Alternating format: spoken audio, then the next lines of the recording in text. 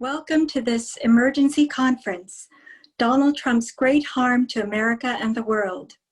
It is a sequel to our major interdisciplinary conference from last year, The Dangerous State of the World and the Need for Fit Leadership, held at Washington's National Press Club and broadcast in full on C-SPAN. Now, more than a year later, our country faces multiple unprecedented and urgent dangers.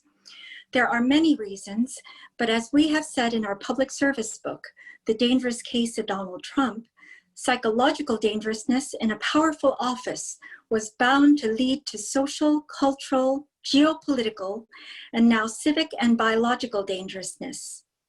This is why, at the start of the Trump presidency, we held our first conference at Yale School of Medicine with the nation's most distinguished psychiatrists to figure out how we would alert the nation. The proceedings went into the dangerous case of Donald Trump.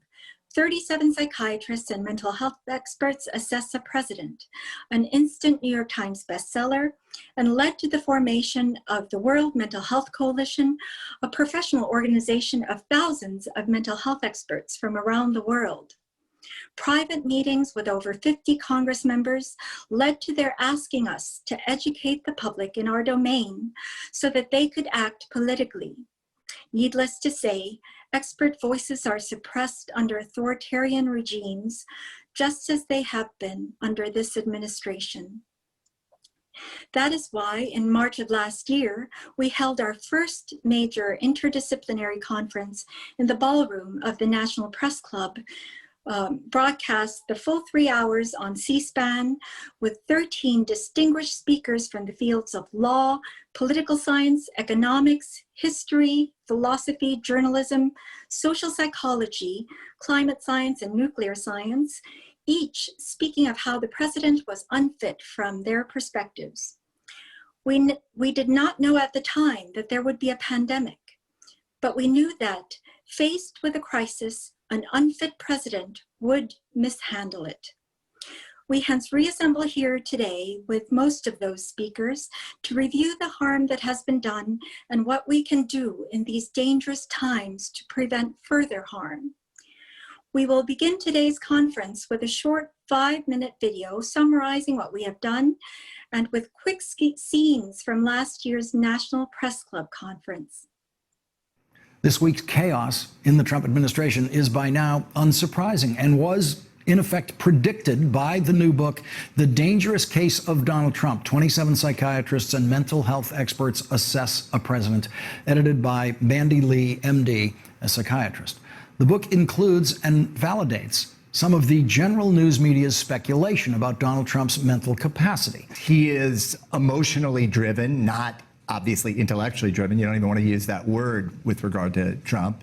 And I absolutely believe that any decision he makes is going to be primarily influenced by the intensity of the emotion he happens to be feeling at that moment. Which includes personal feeling about the person he's dealing with, whether he likes that person or not. You know, it isn't about liking the person, because Donald Trump doesn't like people. What he does is he sees them as useful or not useful, and he sees them as mirroring him and supporting him or opposing him and diminishing him. Thank you very much for joining us. The book is The Dangerous Case of Donald Trump, and this is an historic work in the history of American psychiatry. A bill on Capitol Hill that could start a formal process to evaluate any president's mental fitness is getting more interest, with 56 co-sponsors, all Democrats. The Democrat who introduced the bill joins me now, Congressman Jamie Raskin of Maryland. Congressman, thanks so much for being here. You and several of your Democratic House colleagues met with a psychiatry professor from Yale, Dr. Bandy Lee. She told CNN today, quote, "As the president is unraveling, he seems to be losing his grip on reality and reverting to conspiracy theories. There are signs that he is going into attack mode when he is under stress. That means he has the potential to become impulsive and very volatile," unquote. Did she say that to the assembled Congresspeople? Well, I think that Dr. Lee and other psychiatrists who've been up to meet with members of Congress have been predicting increasingly delusional and paranoid behavior on the part of the president. Of course, we're not mental health professionals, we're not psychiatrists, that's not our role, but we do have a very defined and important role under the 25th Amendment to the Constitution, which is to set up a body that could act with the Vice President in the event of an emergency when the President becomes unable for mental or physical reasons to successfully discharge the powers and duties of office. Sure, so the bill just sets up the body that would be able to go to work if there were a real crisis. It was clear to my fellow doctors and to fellow scientists and to just concerned people that there was something seriously the matter. I'm concerned about many things about his mental instability, but especially in the immediate present, I'm most worried about his unfettered authority to launch nuclear weapons. We also can understand psychopathology, this idea of a feeling that one has the right to do whatever they desire to do. We also see the idea of, talk about obsession and compulsive behavior being played out. We feel generally that there should be a more extensive kind of examination of American presidents or potential American presidents, and especially in relationship to their potential response to an extreme crisis, such as nuclear threat. Trump has his finger on the triggers of 3,000 or 4,000 nuclear weapons. It's clear that if he even took one step in that direction, he could turn the world wars and the genocides of the 20th century into minor footnotes in the history of human violence.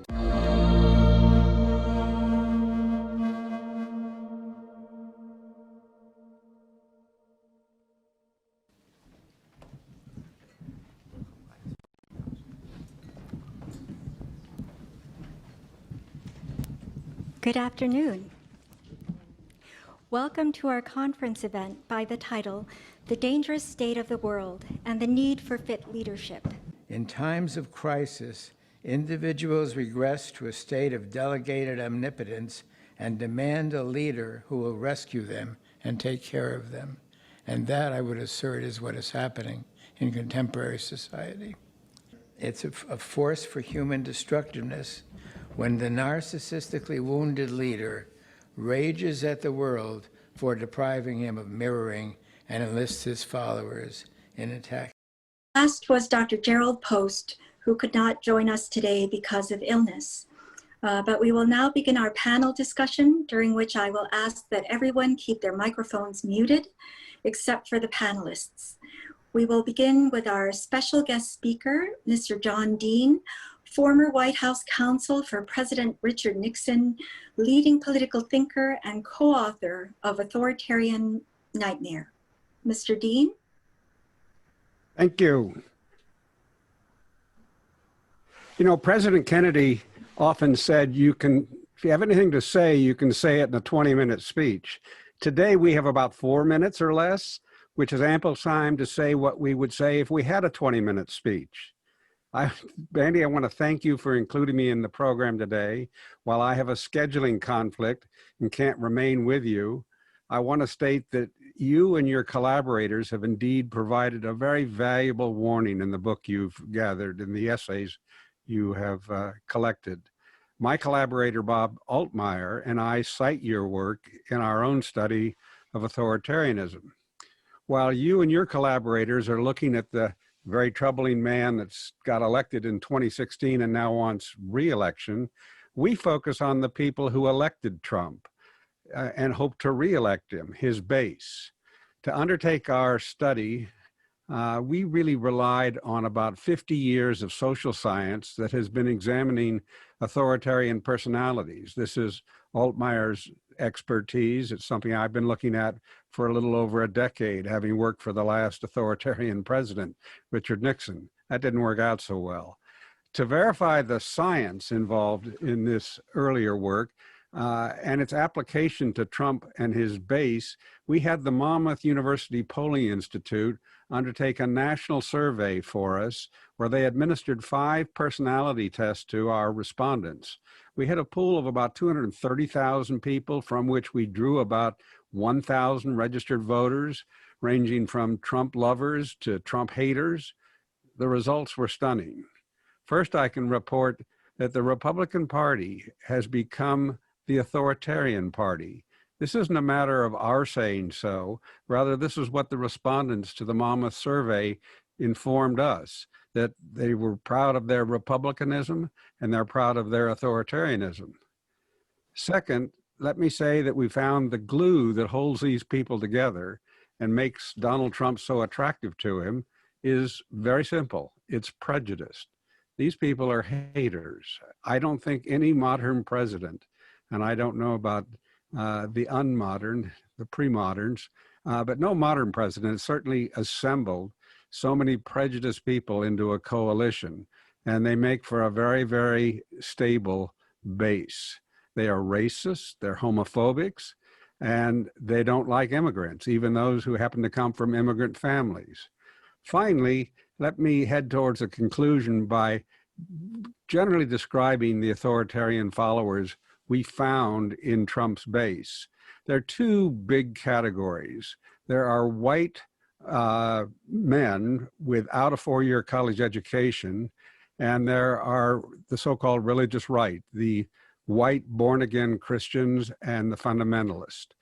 They break down into three very broad categories in authoritarianism. They're social dominators, who are typically the men. They're dominating personalities. They oppose equality and desirous of personal power and amoral. We've had some presidents who are authoritarians, but I'd say that Donald Trump is certainly a poster boy.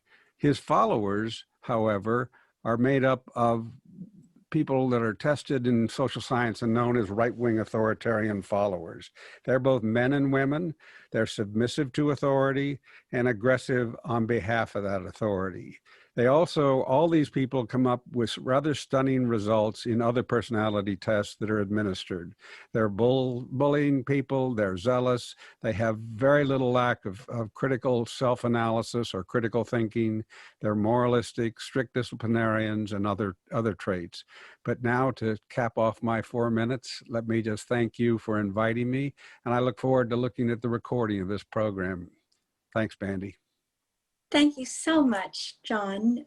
It was so good to have you. And I might just add that the right-wing authoritarian scale is something I've used for over 20 years with treating prisoners. So it's a very relevant scale. Thank you again for coming on.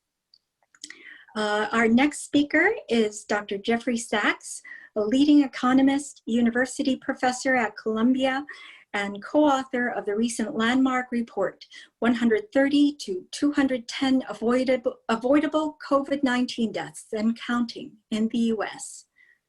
Dr. Sachs? Andy, thank you very much. Thank you for your leadership. And let me be clear, that's 130,000 to 210,000 That's right. Yes. We have, of course, a national disaster, and as you told us from the beginning, a psychopathic leader and a national emergency. We're going to have to stick together in the coming days to do everything we can to ensure that the democratic process works, and I'm counting on us having a new president. And when we have a new president, we're going to need to take many emergency, urgent actions to undo the incredible damage that this psychopath has done. And I would like to just describe very briefly some of the most urgent steps that are needed that will be within reach of immediate action. Most importantly, we're going to need to implement the basic public health measures that could have been implemented since March and that would have saved those lives, because we will have mounting deaths until we get in place basic national testing, contact tracing, face mask using, and the other essential provisions of public health that have been proven to avoid mass death, but which are not in place in the United States because of the psychopathic nature of this president and his administration. Second, we will need urgently to fund state and city governments. This is what he has rejected every day, because it may be blue cities in his warped mentality. That means American cities that urgently need funding to provide basic services, schools, teachers, frontline workers, including the public health measures that are needed, as well as the extended unemployment benefits that Americans urgently need. 3, we must urgently rejoin the World Health Organization, the Paris Climate Agreement, UNESCO, the Human Rights Council, and the International Criminal Court. 4, we must immediately end the US economic and financial sanctions on the civilian populations of Venezuela, Iran, North Korea, and others which are starving people, which are causing mass harms to civilian populations and which are tantamount or are legally crimes against humanity. 5th, we should immediately call on China and with China for a mutual and immediate end to Trump's tariffs and China's retaliatory tariffs so that we reestablish normal relations with our counterpart nation. 6, the new president should introduce legislation to restrict the use of emergency decrees and orders. We are at the edge of democracy, as we know now, because the word emergency is pervasive in our legislation, and Trump has used that to the most dangerous extent. We may just get by narrowly right now, but this cannot persist with this kind of executive authoritarian power. 7, we need immediately to enact comprehensive voting rights reform so that we are not in the situation that we are today with the vulnerability of voter suppression, disenfranchisement, and the destruction of democracy. We'll get through this narrowly, most likely right now, but we must end this kind of voter disenfranchisement. 8, we should introduce immediately legislation to achieve by mid-century net zero greenhouse gas emissions. And fortunately, Vice President Biden has emphasized this point. 9, we should immediately enact a jobs program. We have millions that have been rendered unemployed by the mishandling of this disaster, and they need help. They need livelihoods, and we need energy retrofitting of buildings, solar panel installations, electric vehicle charging stations, so much valuable work to do, and we can help put Americans back to work. And the final point that I would mention at this stage is that we need immediately to restart nuclear arms negotiations, to have an immediate extension of the New START agreement and a freeze on US nuclear arms, so-called modernization of the arsenal so that we can restart sanity at the global level of global safety for the human species. Bandy, thank you so much for your leadership. You warned us from the start. It was a very hard message to convey. You faced many, many obstacles. We are with you and most grateful to be part of this program today.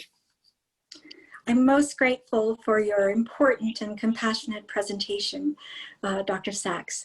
Our next speaker is Attorney Richard Painter, former Chief White House Ethics Counsel for the Bush-Cheney administration, professor of law at the University of Minnesota, and a co-author of an important report put out by the Citizens for Responsibility and Ethics in Washington. Mr. Painter?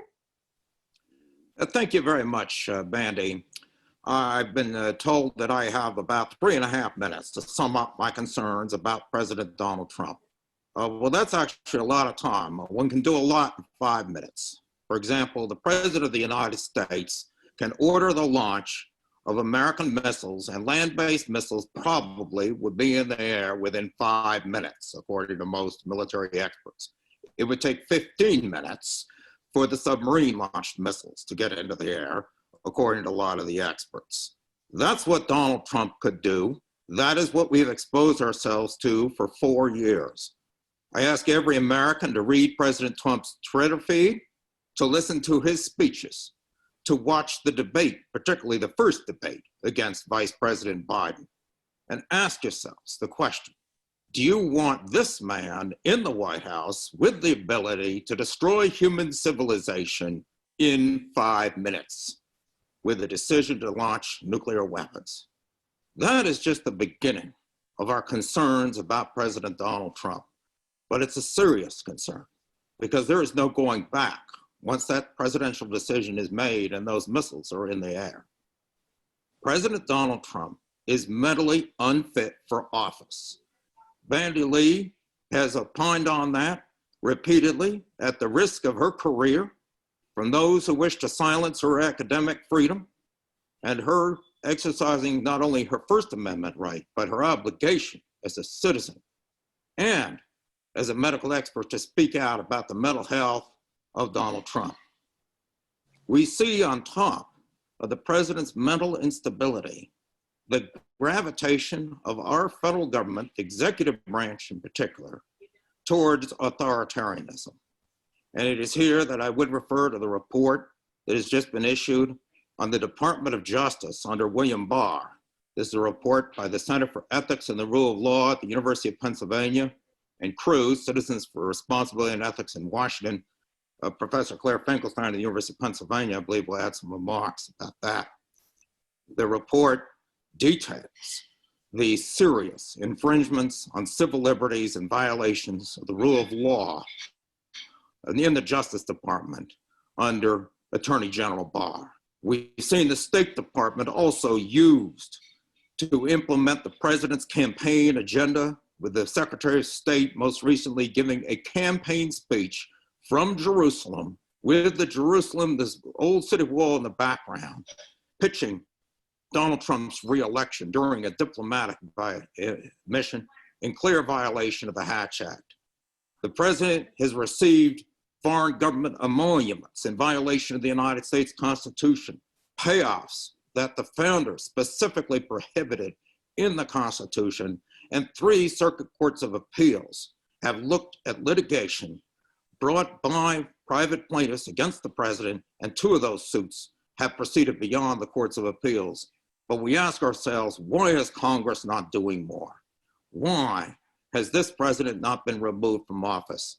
And there I ask you, not only to hold President Trump accountable on Election Day, but every member of the United States House of Representatives and United States Senate who refused to hold this president accountable, every senator who refused to have a trial as mandated under the Constitution, and every elected official who has not done his or her job to defend our democracy. Our country is in serious trouble. We hope that every vote will be counted on Election Day, particularly in Pennsylvania, where I hear now that the Republican Party wants to go back to the United States Supreme Court, hoping for Justice Barrett to be there, waiting to stop the counting of the votes in Pennsylvania. This is a critically important juncture in our history, and we need everyone on board from now through Election Day and beyond. Thank you, Attorney Painter. Our next speaker will be Dr. Ruth Ben-Ghiat, leading historian, professor of New York University, and expert on fascism, authoritarianism, war, and propaganda. Dr. Ben-Ghiat, would you like to begin? Thank you so much, Bandy, and everyone who's here for this occasion. In March 2019, we had gathered at the National Press Club to alert the public to the many dangers Trump posed to our national security, foreign relations, civil society, and the toll of his corruption and ceaseless lying on American society. At that time, I concluded that while he was not fit to serve as leader and commander-in-chief of a democracy, Trump was superbly suited to rule over an autocracy due to his, quote, willingness to do anything, even lead the country into ruin to save his power. 18 months later, with coronavirus raging untamed, I revised my formulation. The president's not just unfit for office, but poses an existential threat to our nation. The danger is in proportion to the success he's had in areas he cares about most. And I think it's wrong to say that Trump is a weak or lazy person, because he's actually worked overtime to impose on the issues that he cares about most, such as imposing a strict loyalty regime on GOP politicians and reducing the party to being an instrument of his personal needs and desires, such as defending him no matter what he says or does, or smearing his enemies. And these are party functions that you don't normally see in democracy, you see them in autocracies. But the danger also lies in the fact that so many Americans, unused to anything but democracy, came to this encounter with Trump undefended and psychologically unprepared to combat him or even fully digest the magnitude of his crimes. And it is hard to recognize that Trump, excuse me, that Trump is not in fact in office to govern in any traditional sense of the word.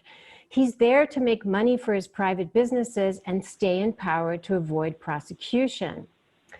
Throughout history, the human capacity for denial has led people to be unable to see what's in front of them until it's too late in situations of declining democracy.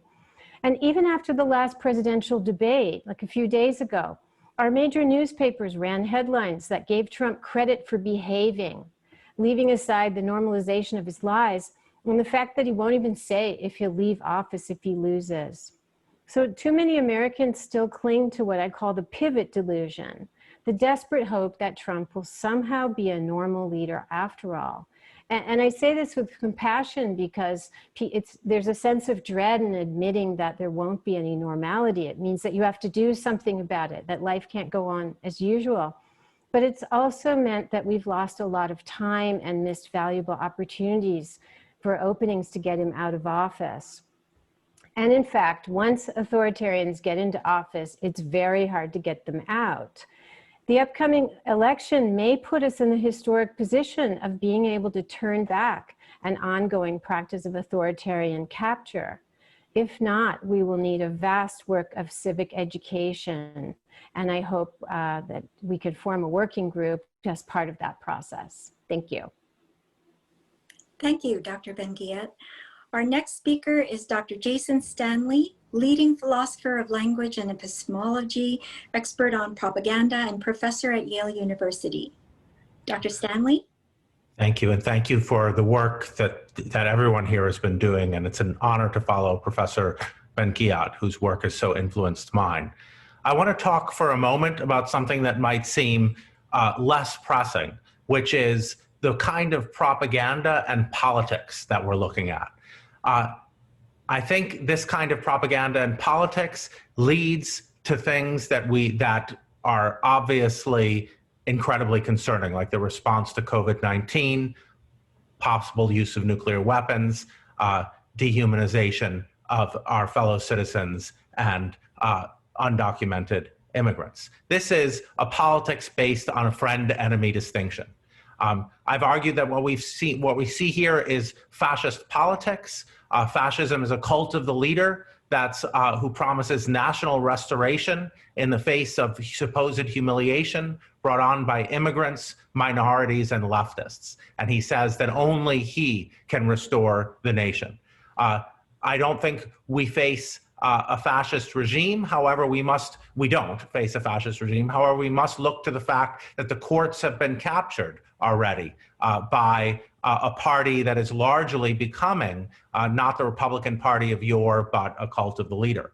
Why is friend-enemy politics so dangerous? Well, our friend-enemy politics, and why are we susceptible to it if we've been a democracy for so long? Well, let's remember that white nationalism has a strong, powerful history in our country. It's what I learned about in school, and it's what we're seeing again. Voter suppression, Jim Crow being brought back. People say it's not white nationalism because there are black Trump supporters. Well, that's what they said in the South as well. There are good black citizens, the ones who support the anti-democratic order. So the fact that there are immigrant and supporters of color of Trump is neither here nor there. He's promising to return us to a white nationalist system where he is restoring the order, making America great again. Why is this so risky for us beyond what the Civil War already showed us? Well, in a friend-enemy distinction, truth is destroyed because even if your enemy is saying true things, then it doesn't matter. They're saying true things only in order to win. All that matters is winning in a friend-enemy distinction. If your leader lies, then at least he's lying for you because it's battle. And in a battle, the truth and lies don't matter, just winning matters. Third, what Timothy Snyder calls sadopopulism. The joy at seeing one's enemy suffer is central to this politics. It's called somewhat moderately owning the libs here. But the desire to see people in blue cities and blue states suffer, the desire to see opponents, minorities, immigrants suffer, is central to this politics. And finally, nihilism. Nihilism is central because in a war, you get in a mindset where it's pleasurable to see your enemy suffer, and your own existence is less important than the ultimate demise of the enemy. So the end of all of this politics is ruin for all. Thank you. Thank you, Dr. Stanley. Our next speaker is Dr. Gar Alperovitz, leading political scientist, founding fellow of leading policy institutes, and former professor of political economy at the University of Maryland. Dr. Alperovitz. Thank you very much, Bandy. I'd like to turn the direction a little bit towards a different context. Why is it that we Americans elect a man like Donald Trump? So there's enough we're going to say about the man himself, but I think what we need to look at is something what I would call a systemic crisis emerging in many parts of the world where populists of this kind are emerging.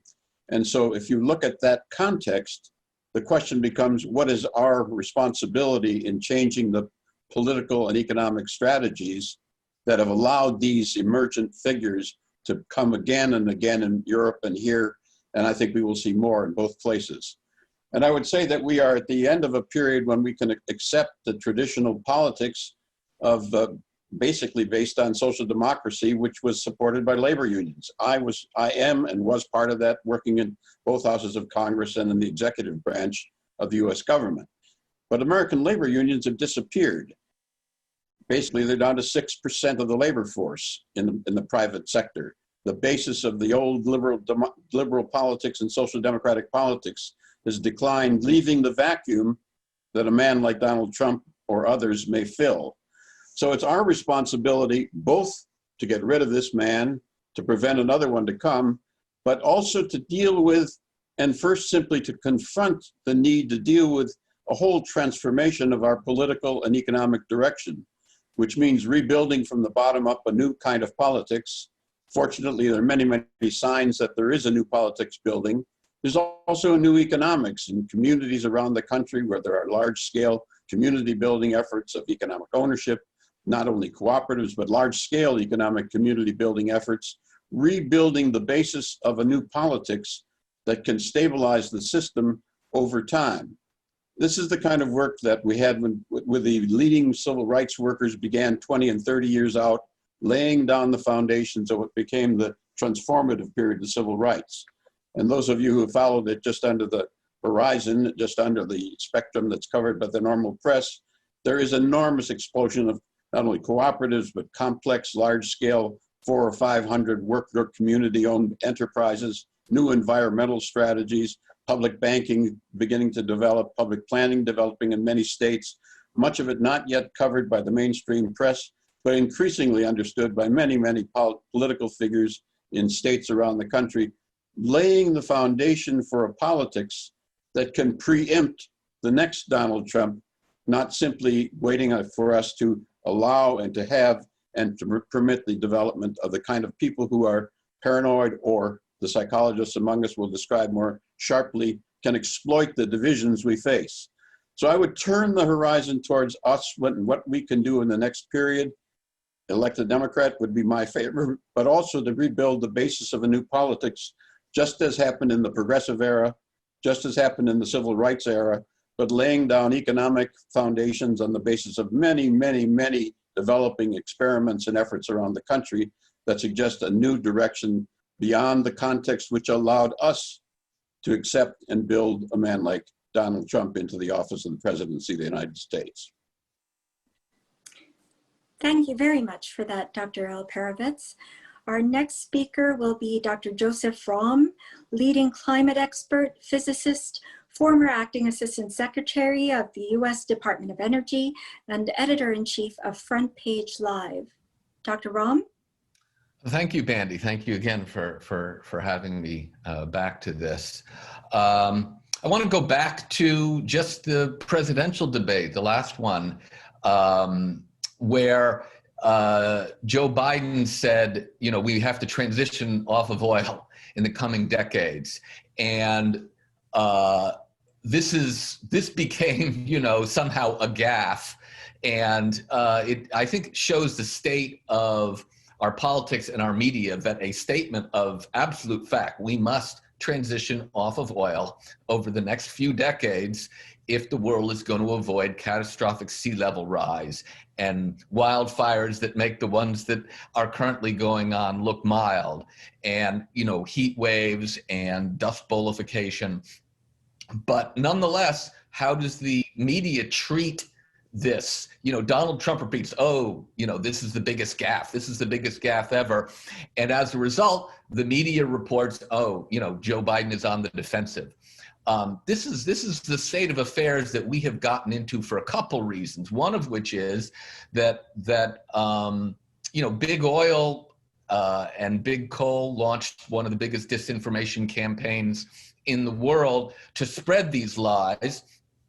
And those have since been picked up by right-wing media like Fox News, the online Russian Trump bots. And frankly, you know, this stuff appears every day on Facebook because Mark Zuckerberg simply refuses to ban it. This is the enabler of Trump.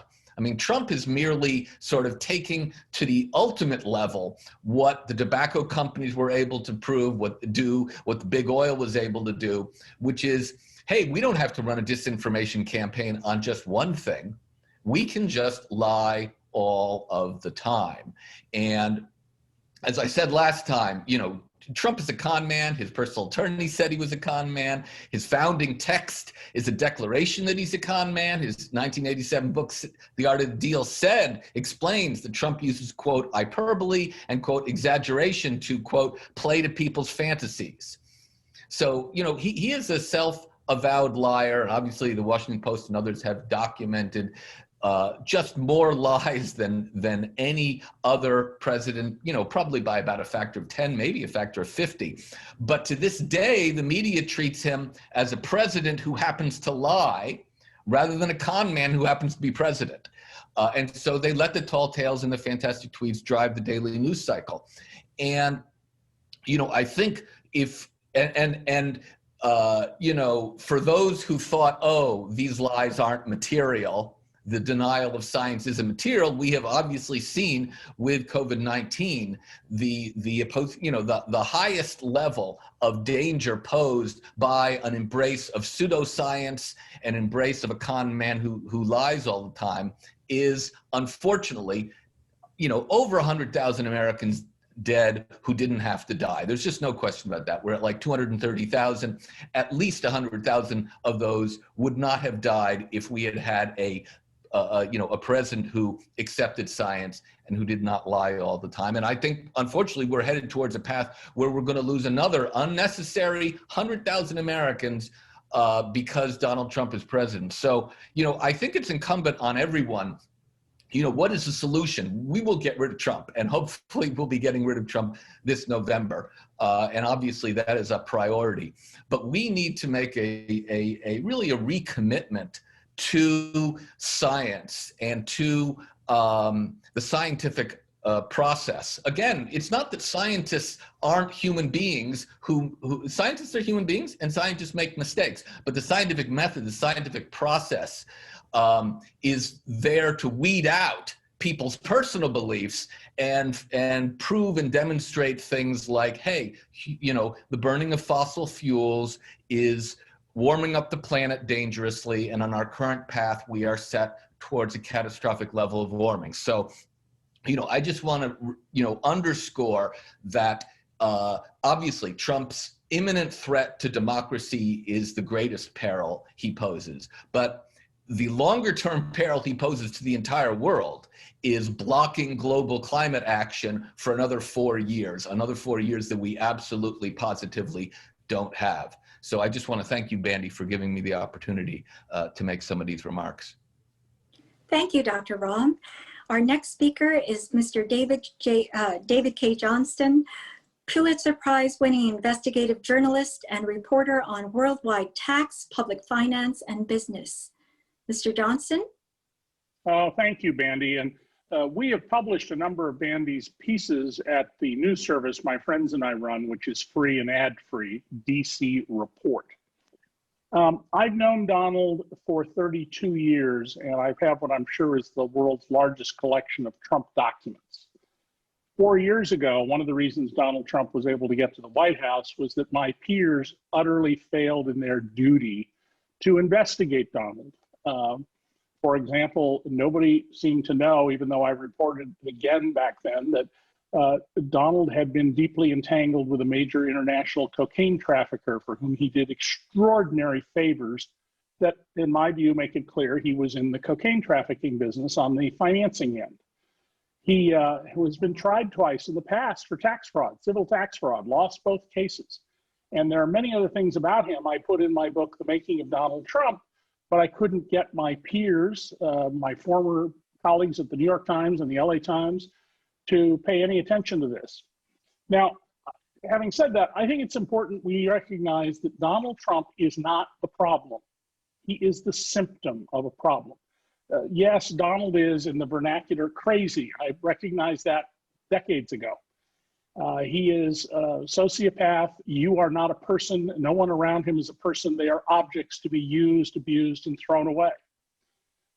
But the people who support Donald Trump have real grievances that we, and I mean those of us on this panel, have failed to recognize, appreciate, and do anything about.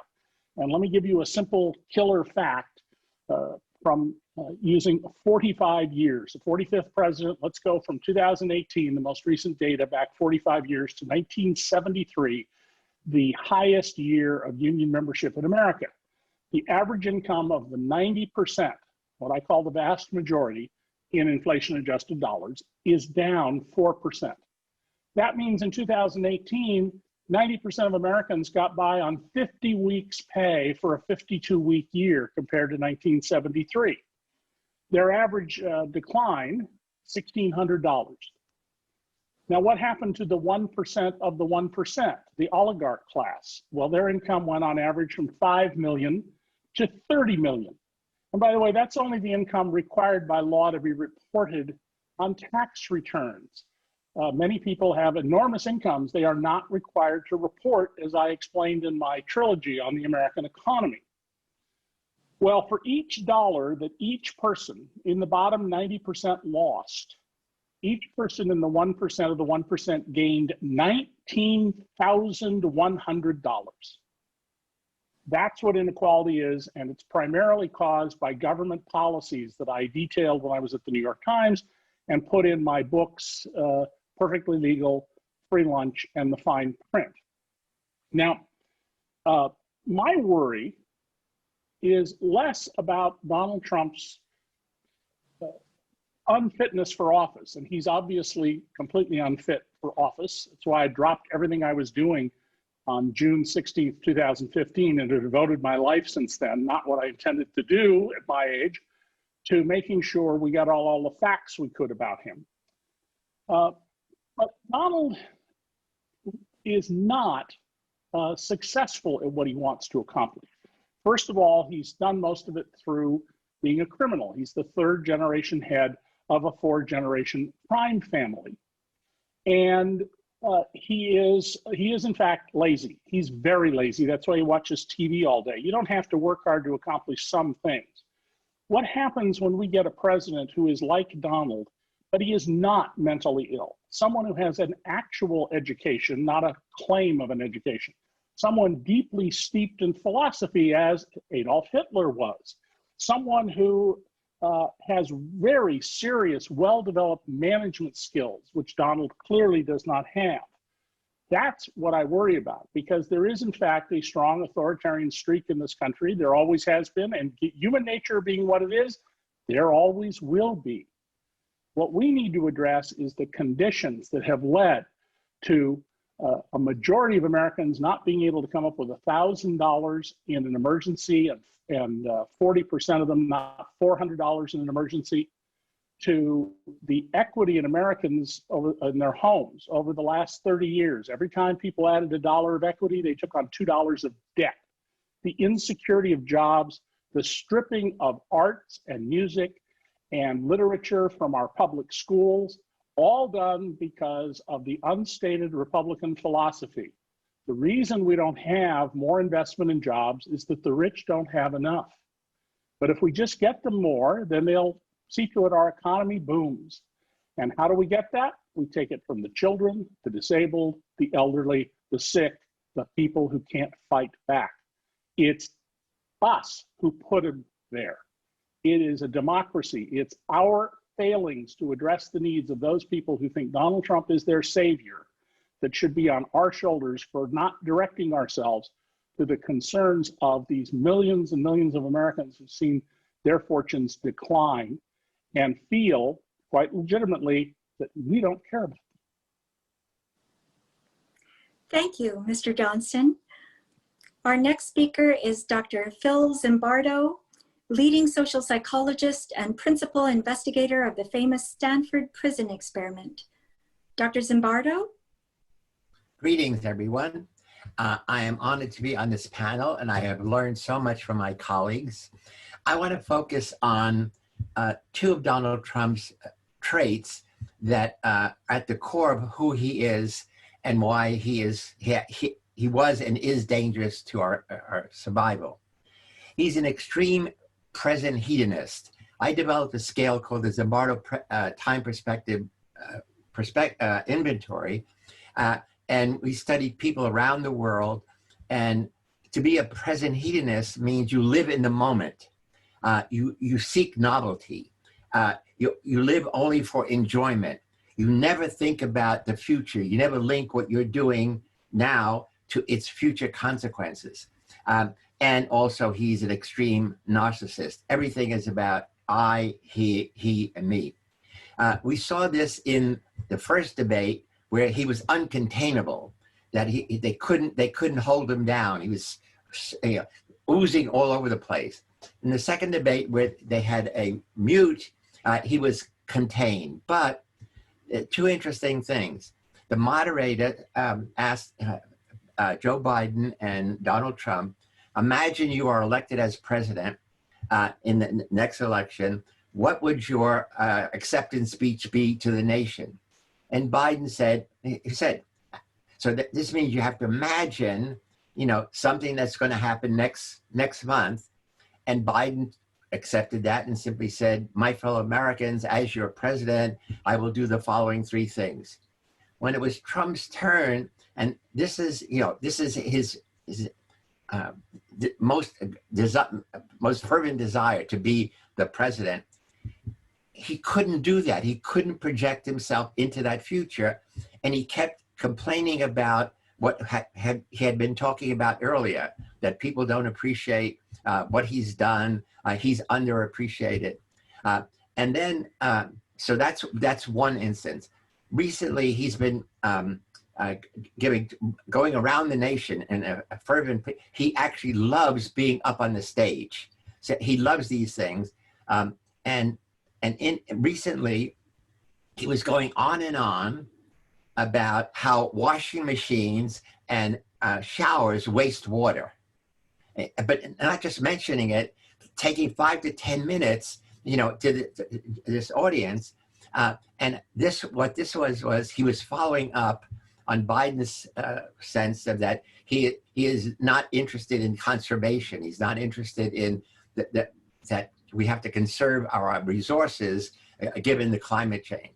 So his inability to project what's needed by America to go from where we are to where we should be, and also what it means to be a present hedonist is you seek novelty. You're bored by sameness, and he's virtually said this.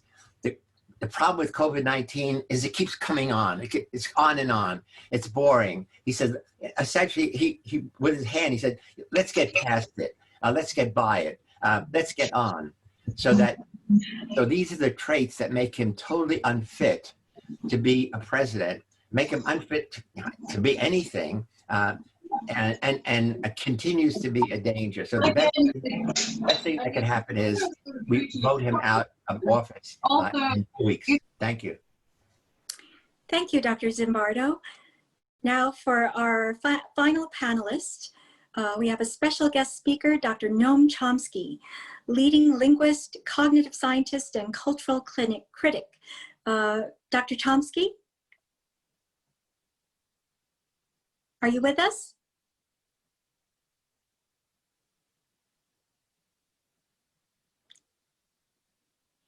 Okay, it seems, oh, there you are. Okay, good. Please After begin. 70 years at MIT, I'm not very good at technology. Sorry. Well, I've been listening with great interest to the other panelists have brought up crucial issues. I don't want to repeat them. There's no need to dwell on the significance of this election. There's never been one with such amazing, remarkable consequences.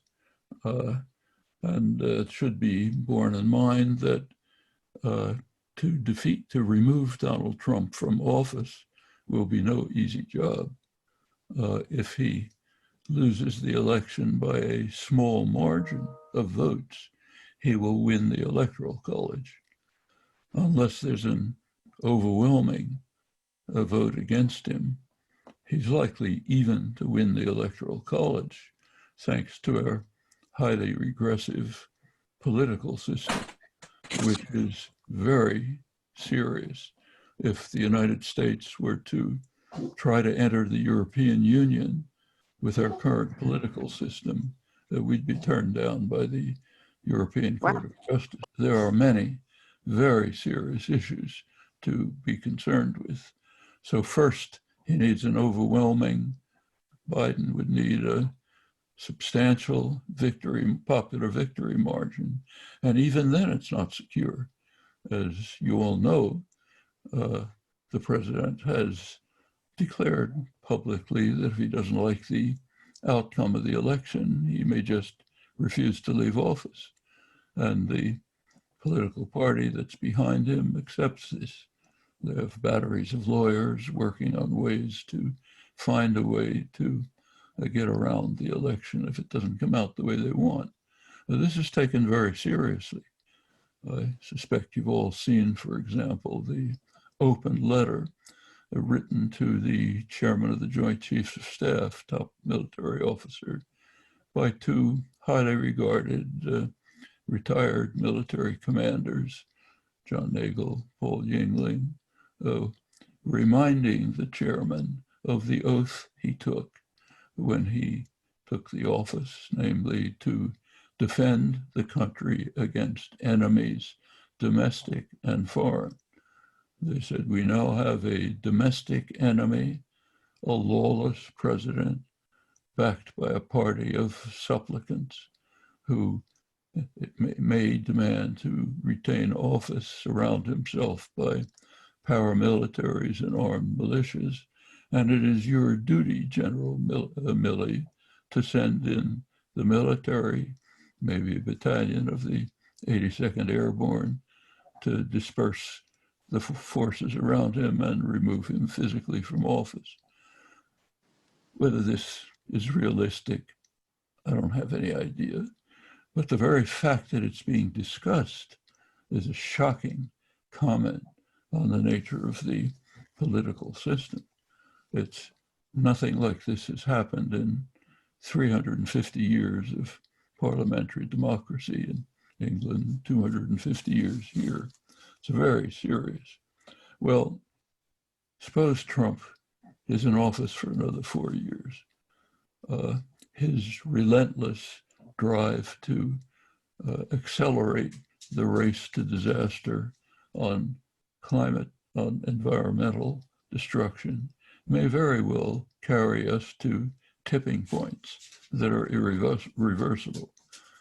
If not, it will certainly make it far more difficult to deal with the crucial existential problems in the limited time available, a decade or two. The threat of nuclear war, which is severe, will almost be certain to increase. He's dismantled most of the arms control regime, developing new weapons of mass destruction, basically inviting others to do the same.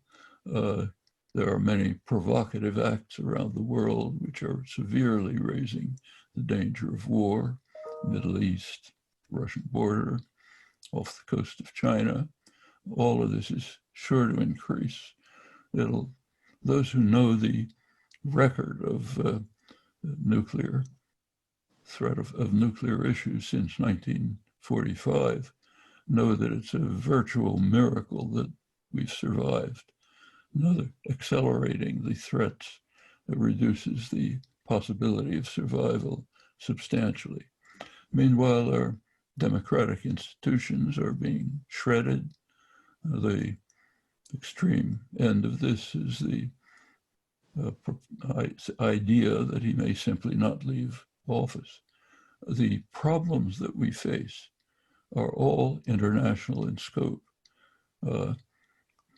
Global warming, nuclear war, pandemics, they have no borders. Trump's wrecking ball is destroying the international institutions that have to work together to confront these crises.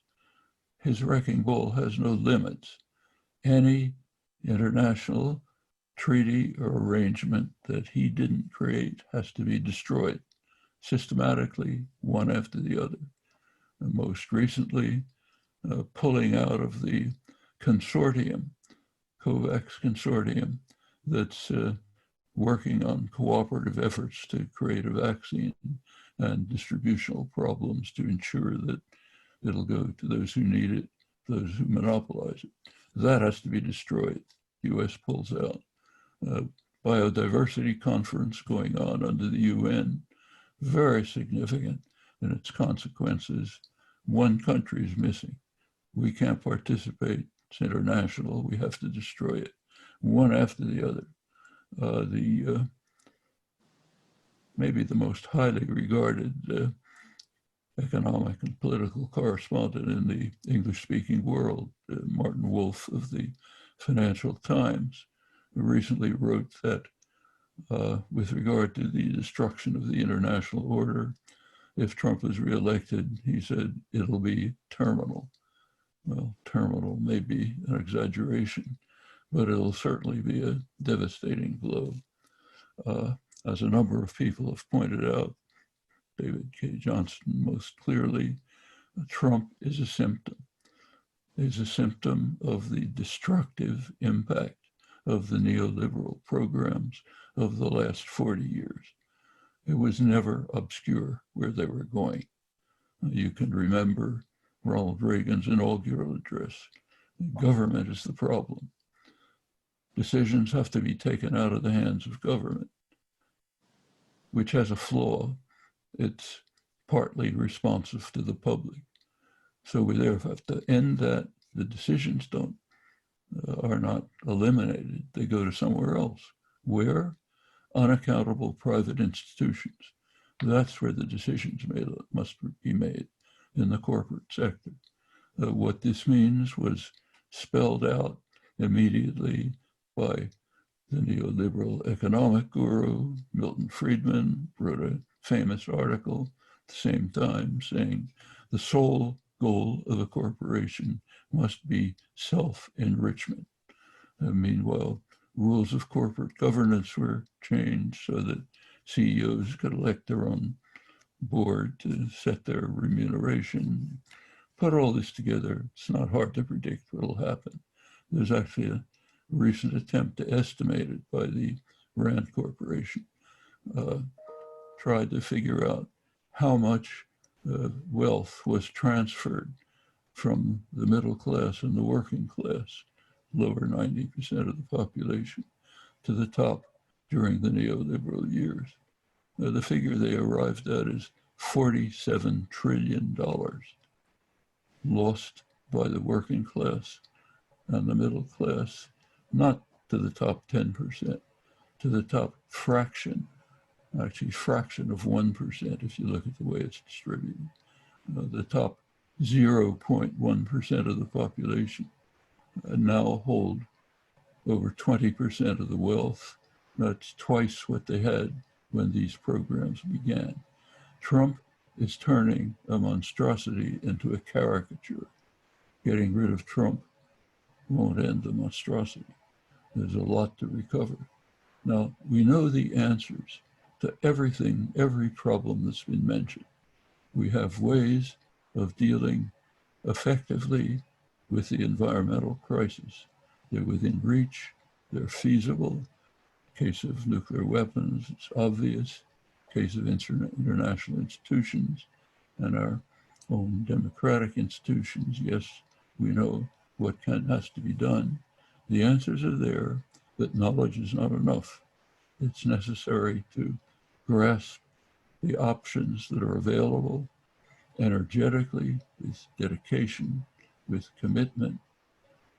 If we don't do that, the fate of the human experiment is very much in danger. Thank you, Dr. Chomsky, for that sobering, critical note.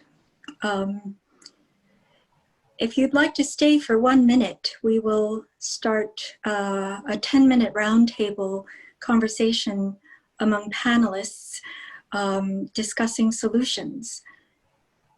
Major problems require multidisciplinary solutions. And so now, based on what you have all heard, we'd like to go through each person in speaking about solutions. So feel free to give your 1 minute analysis and recommendations. Dr. Chomsky, would you like to add anything in terms of immediate solutions at this time? Well, there's no time in a minute to go through possible solutions for all of these problems. But I would just like to emphasize that there are solutions. Just start with the environmental crisis. There are very detailed proposals, very solid proposals, some worked out by colleague, co-author of mine, Robert Pollin, economist at University of Massachusetts, some by Jeff Sachs, fine economist at Columbia, using different models. They all pretty much converge. With 2 or 3% of gross domestic product, a fraction of what's spent on other things, we can reach the level of net zero emissions by mid-century. Biden's gaffe, as the press described it, but a prerequisite for survival. Yes, we can reach that with better jobs, more jobs, a better life for everyone. The means are readily within reach. The same is true of the other issues. To dismantle the entire neoliberal assault of the past generation, which is incidentally bipartisan. Clinton contributed to it, Obama contributed to it.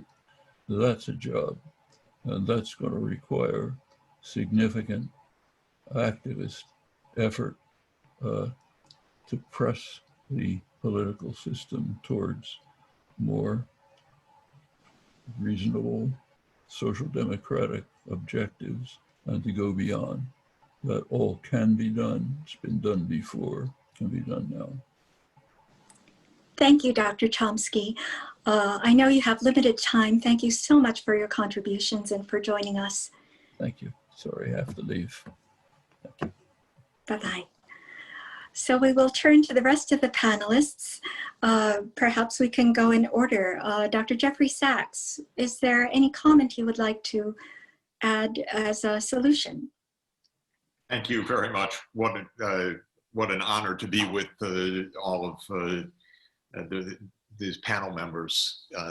What an honor, and so thankful, Bandy, for you pulling us together. I would just like to add for a moment that what Professor Chomsky just said about solutions to the climate crisis. We'll be issuing a report that is a nationwide multi-university study this coming week showing that at basically no cost, we can move to decarbonization because the clean energy sources have become so inexpensive at parity with the polluting energy sources and creating so many more jobs that this is not a trade-off. It's not expending huge costs because we need to save ourselves. It's no cost, virtually, basically, in order to have a better world. This is like so many of the challenges that we face. The solutions are not huge burdens. We have to pull the politics out of the hands of the tiniest but quite powerful elite. And just to put a couple of numbers on this grim reality, as of yesterday, I don't have this morning's news, but as of yesterday, the richest 500 people in the world had a net worth of $6.8 trillion, 500 people. And this year, those 500 have had an increase of their net wealth of $964 billion during this so-called depression. Well, it is a depression for most of humanity, but for the 500 richest people, they've had an increase of $1 trillion, essentially. Mr. Bezos by himself, $188 billion net worth as of yesterday. The top 10 people, $1 trillion, 10 individuals. So if we have any intelligence as a species, of course, we will get rid of this psychopath, but then we will understand, and I think there's a real chance that because of the growing public awareness, that we can move forward on real solutions and break the hold of this tiny oligarchy that is so enriched, so empowered in recent years, but holding back solutions that we need. And I mentioned several. I think we can actually do this, but for the next few weeks, let's get this guy out of there, because that is obviously our #1 priority. And as Noam Chomsky said, it's going to be a very difficult job, even with a clear election victory. So we're going to have to stick together very strongly in the coming weeks. Thank you so much. Next, Attorney Richard Painter. You have 1 minute. I would say the first part is getting Donald Trump out of office. And we're going to make sure every single vote is counted on Election Day and after Election Day. Votes should be counted, every single vote. And we're going to make absolutely sure that happens. Second, we do need to address economic inequality in this country, unemployment. It's a serious problem, and usually, not always, but usually authoritarian governments rise to power when there is a great deal of economic inequality and anger over it. Third, we need to fix our campaign finance system. We cannot have money determining who is elected president, senators, congresspeople in our country. More and more of this money is foreign money. If we don't fix our campaign finance system, we are going to have election interference. It may not be through computer hacking. It may be through our campaign finance system more directly, but we need to make sure that our democracy works. And right now, money equals power in the United States, and that doesn't work. Thank you. Next, Dr. Ruth Ben-Ghiat, 1 minute. So when authoritarians show up, they expose the weaknesses of the system, and they show how democracy is to some extent an honor system.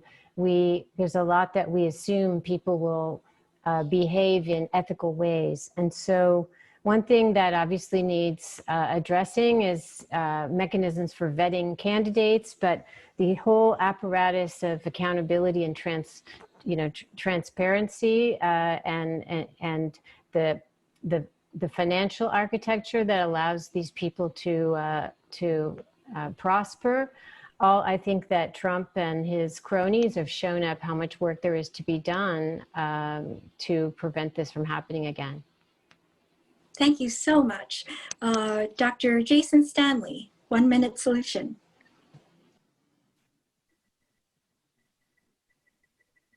Dr. Stanley. Yeah, I'm going to focus on what I work on, which is language and communication. Here's a barrier that I see. I think the most important message that I've heard in this conversation is that Trump is a symptom of neoliberalism and not the cause. And so what we need fundamental structural change. What's the barrier to this structural change? Anytime people try to raise solutions, they're called anti-capitalist. They're called socialist.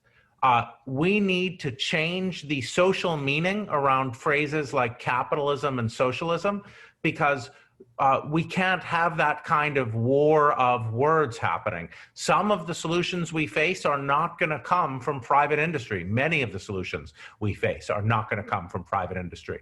We have to challenge capitalism, and we have to say to people, okay, a lot of what we face will require solutions where government's going to be seriously involved, and you can't fear words like socialism, unions, etc. Great, thank you. Dr. Gar Alperovitz? Let me second the remarks that have been made by Noam Chomsky and Jeffrey Sachs and Jason Stanley. What I want to suggest, however, is that the forward motion in the direction of a liberal or social democratic or progressive solution in virtually all advanced systems has depended upon a strong institutional base of labor unions. That's been critical. American labor unions in the private sector are down to 6% of the labor force, all but disappeared. Rebuilding the institutional foundations of the next progressive politics that will be capable of solving the problems that a man like Mr. Trump is exploiting is critical. Fortunately, there's a great deal of work on the ground, building new community and worker-owned structures around that the press doesn't cover much. Public banks are beginning to develop all over the country. Land ownership of community buildings beginning to develop. These are the preliminary developmental structures that point towards a transformative base for a new politics beyond the weakening politics of traditional liberalism, out of which I came, which based on labor unions, but looking for a much more powerful direction that opens up a big space for the building, or we'll run into more exploitation of the problems that the weak politics we now have is occurring all over the world. Donald Trump is not the only populist. This is a worldwide phenomenon, which is going to require a fundamental solution, new direction institutionally at the base of our politics. Thank you. Dr. Joseph Romm. Hi, thank you. You know, and I certainly echo what Dr. Chomsky and Dr. Sachs said, and I appreciate the great work that Dr. Sachs has been doing on solutions to climate change. And you know, if Biden is elected, I think that we're going to see a very aggressive and progressive clean energy and climate program. I just want to say that one of the things that progressives, liberals have to learn how to do is communicate a whole lot better. It's clear that you know, the focus on this fact-based, logic-based, you know, communications. This is, you know, facts are not what persuade people, and I think, you know, Dr. Kahneman, who won the Nobel Prize for helping create behavioral economics, said that, you know, facts are not what persuade people. They need a story. And you know, it's one of the reasons I launched frontpagelive.com. We try to, you know, tell the accurate stories of climate change and the news in general, but in a way that can go viral. And I had written a book, How to Go Viral and Reach Millions, and generally work with groups to help them understand that, you know, what Trump has shown is that there is a powerful way of communicating that is not grounded in logic and facts and numbers and literal language. And it doesn't mean that we shouldn't represent the truth. You know, climate change is reality, but it is incumbent on us to learn how to communicate a lot better. And I just think that what is taught in schools and higher education about effective communications is in fact the exact opposite of the way most people talk. And as a result, it has been possible for the right wing and conservatives to, you know, characterize progressives and progressive ideas as elitist and ivory tower. And, you know, one of the reasons I'll say that Joe Biden is doing so well is that he is, you know, a regular person. I think people can see that he is a regular person. I thought it was very funny that Trump mocked him for not going to an Ivy League school. Guess what? Most people, the vast majority of people, half the people don't even go to college. So, you know, I think that it is incumbent on progressives and scientists to learn the effective tools of communications. And I hope people can come visit frontpagelive.com or read my book, How to Go Viral and Reach Millions. And I think you will find what the social science of effective communications has to say about the way it's done. Thank you. Mr. David K. Johnston. Are you still with us? We'll go on Sorry, to... no, I got it. Sorry, I didn't get the button. My brother, who's a manual laborer, I asked him once why his neighbors had all these Trump signs. And he said, well, if I believed in God, hated gays, or loved guns, I'd be with Donald too. What the hell have the Democrats ever done for me but be Republican light? I think that we fundamentally need to recognize that we are all a society. So we need universal voting. Donald said if we had mail-in voting, means universal, no Republican would get elected again. We need to invest in an education system, not the one we have from the 19th century that was designed to produce drones for factories, but one that develops the critical thinking skills other countries teach. We need to have, and this very much troubles me, but we clearly need to have, as Dr. Ben-Ghiat pointed out, some kind of change in our regulations for president. We operated on the honor system and it worked until Donald Trump. It isn't going to work anymore. We're going to have to find ways to put controls on a president, perhaps vet them better before one becomes president. And we have absolutely got to get money out of politics. And one way to do that is every district, you give a public budget, and we get to see how candidates would handle the taxpayers' money. That's all, not going to work with this Supreme Court, which equates money with dollars, but we can change that. We have the power to do that. I think we should look upon this as an enormous opportunity to do what our Constitution was intended to do, and that was to show how far can the human spirit go if we make people free. Thank you very much. Dr. Phil Zimbardo. Your 1 minute solution, please. Yeah, the thing we need a solution for now is curbing the pandemic, which is still out of control. In fact, many of us take it for granted now. So we have to, solution is make it non-political. Put the scientists at the center of disease control in charge. Help clearly fund the pharmaceutical companies developing a new vaccine. Have in place now a way of distributing the vaccine around our country. So this is really, really critical.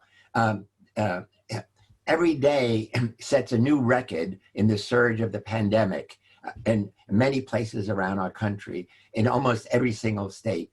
So this is a problem I think has to be #1 on the agenda of a new president and for our nation to survive. Thank you very much. And thank you to all our panelists for their great contributions. We will give you a virtual applause. And now we'll move on to the question and answer session with the general audience. But before we do so, we have a short presentation from co-author of attorney Richard Painter, Dr. Claire Finkelstein, who has a few moments to give a report on. Would you like to begin? Thank you so much, Bandy, and thank you for inviting me to participate today. Richard and I were the co-chairs with Noah Bookbinder of Crew of a major report on the Department of Justice under the tenure of Bill Barr. And Bandy has invited me to say a few words about what we did with that report and what we found. This was a report that we conducted over the summer with the assistance of the Center for Ethics and the Rule of Law's summer interns. We had a group of very talented students who worked with us, and we put together a steering committee, a bipartisan steering committee with former deputy and acting attorney generals and members of the intelligence community, lawyers, et cetera, to help work with the students. It was really extraordinary what we found, the level of detail that we were able to go into in a short period of time using mostly open sources, but conducting interviews as well of individuals who had been in the Department of Justice previously or those who were impacted by Barr's policies. One of the reasons for our deep, deep concern about the Department of Justice has to do with the fact that when you use law and the prosecutorial powers of the Department of Justice to distort law, there is deep damage to our democracy and to the rule of law over a period of many, many years. If Trump is defeated very shortly, we will have a problem of domestic transitional justice. We will have to decide what is done to hold this presidency, to hold Donald Trump and all those who enabled him accountable. It is my view, and it was part of the working motivation of this group, that if you do not focus on accountability, your country does not recover. Some of us would argue that's what happened when we went from the torture program in the Bush administration, moved past that program, looking, as Obama said, forward but not back. But then you have someone like Gina Haspel, who becomes the director of the CIA. In my view and the view of the committee, we must not let that happen in this case.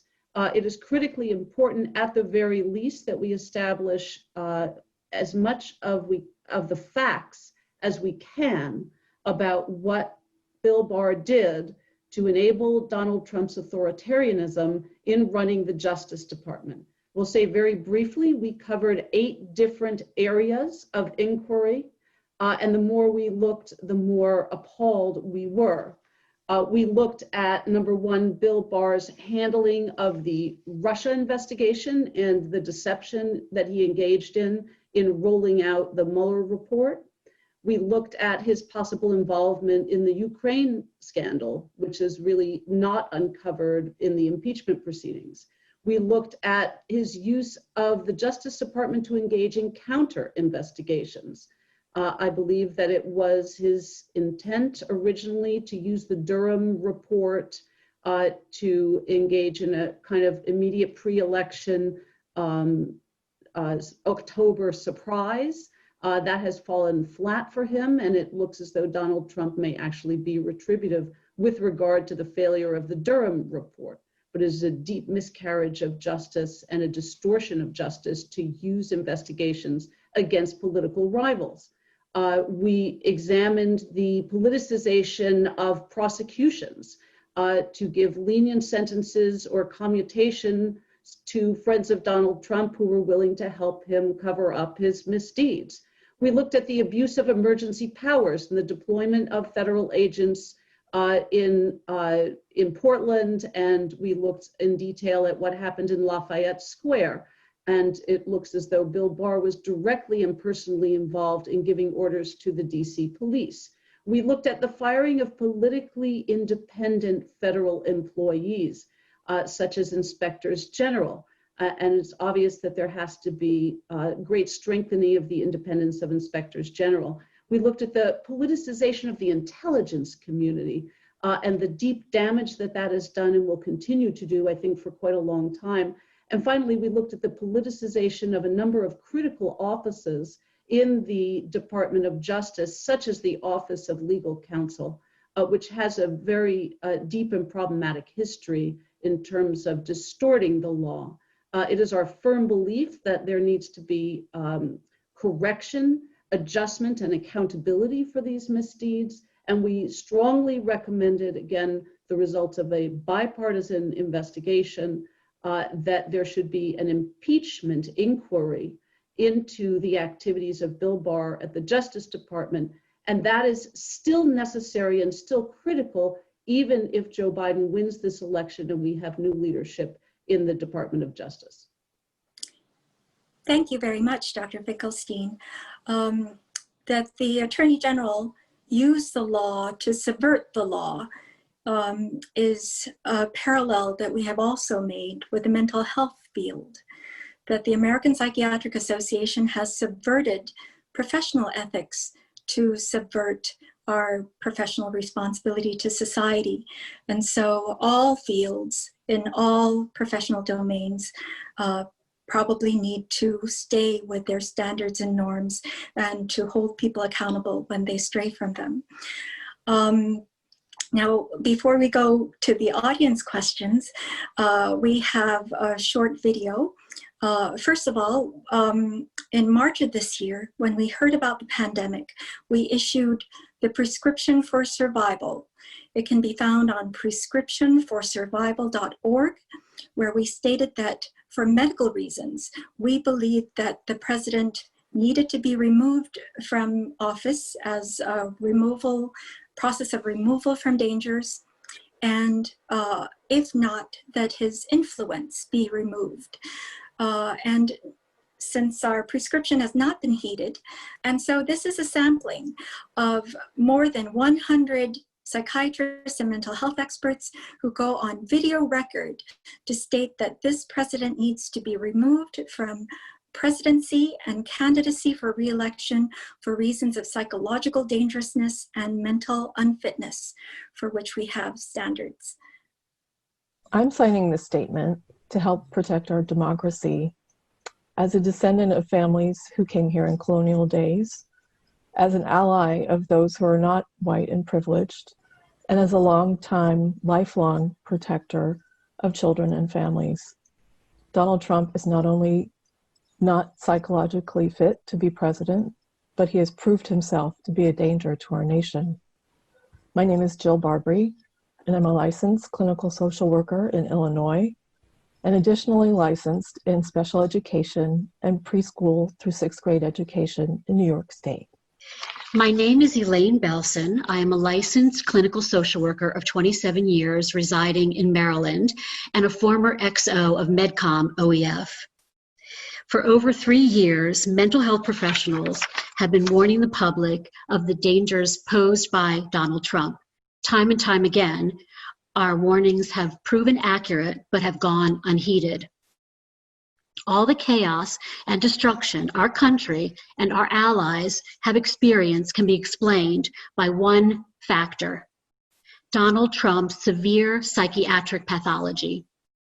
I sign this statement with urgency to protect the country and the world before Donald Trump does additional damage. My patients keep asking me, why doesn't somebody do something? They feel they've been taken hostage by the president and his enablers. On behalf of them and all Americans, it's time that we all join. I am Dr. Elizabeth Bennett, licensed psychologist from Massachusetts. Arthur Blank, Jr. I'm a clinical professor of psychiatry at George Washington University and a psychoanalyst. I teach in the Washington Psychoanalytic Institute, and I'm formerly the national director of the VA's community-based counseling centers for combat veterans. I'm very happy to be signing this statement since we can't have someone as disturbed as president. Thank you. Now we will go to audience questions. When you have a question, please go to the bar at the bottom of your screen where it says participants. If you click on it, you will have the option to raise your hand. And when we call on your name, that's when you can unmute yourself and ask your question. Please keep them brief. Please specify which panelist you would like to direct your question to. And we would ask panelists to keep their answers brief also, since we have limited time.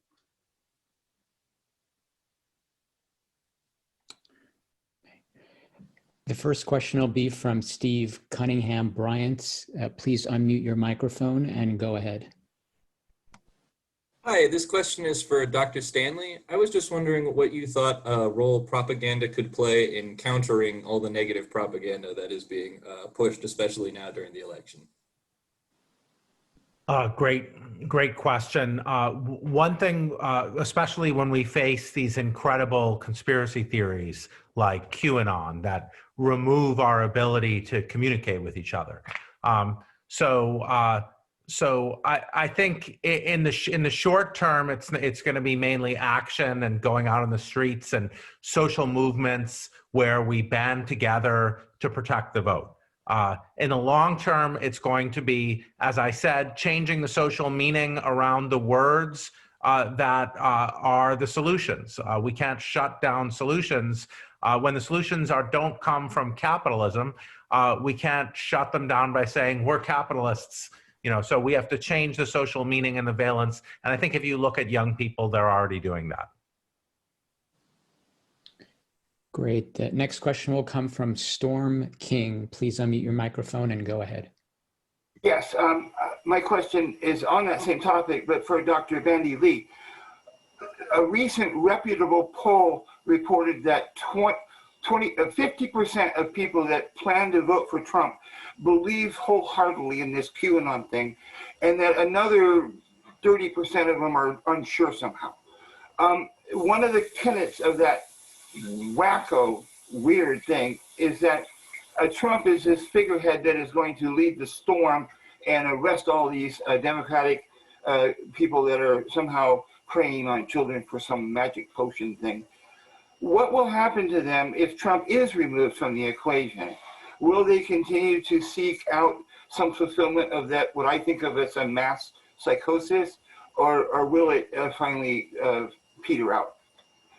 Thank you in advance. Thank you. I have often spoken about the phenomenon of shared psychosis, where mental symptoms can be transmitted.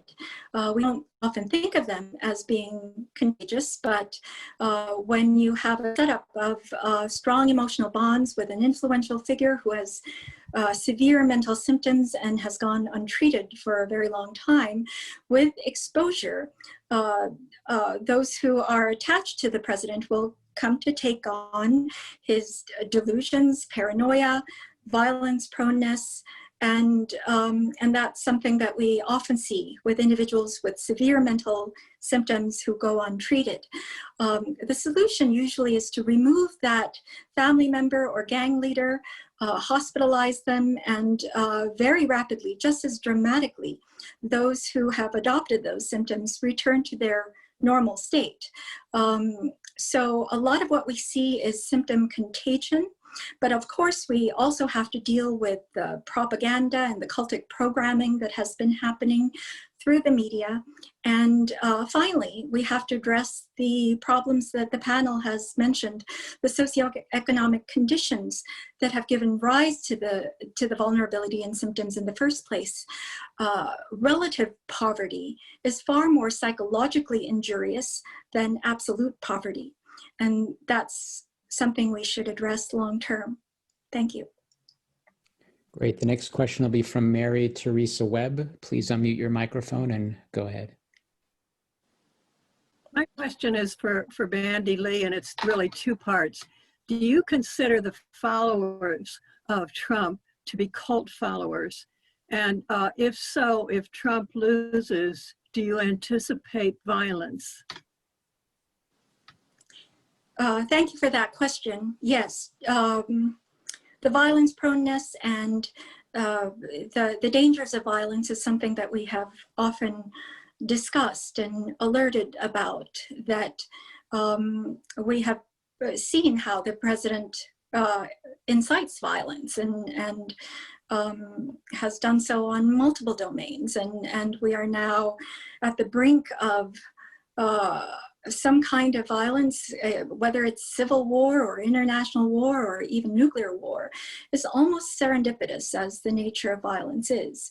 But there are many things we can do to prevent violence, and part of it has to do with working with the individual psychology.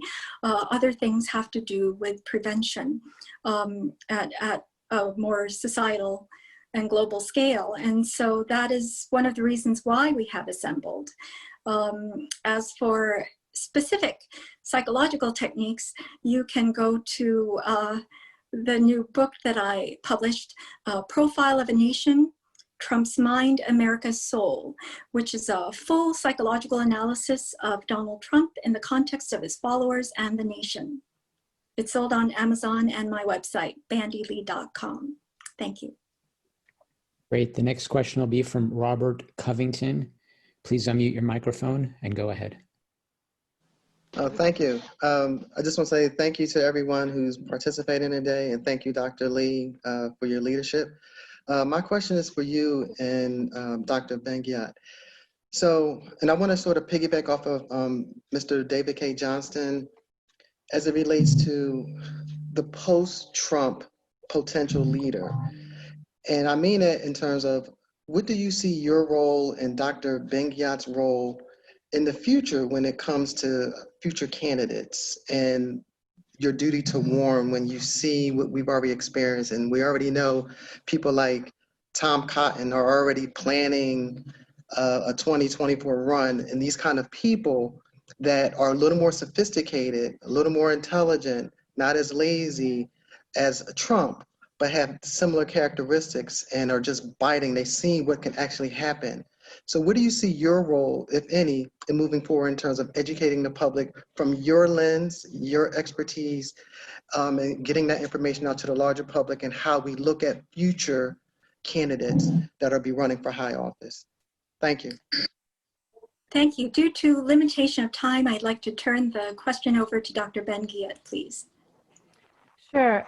One of the reasons I mentioned that in my remarks that there is this human capacity for denial is that in doing the research for over 100 years of authoritarian regimes for this forthcoming book of mine called Strongmen, which goes from Mussolini up to Trump, I see these common, psychological and emotional patterns, whether it's these, every so often these individuals come up and they manage to coalesce existing anti-democratic and other tendencies. They're usually very, very good with media. They know how to make people attached to them emotionally.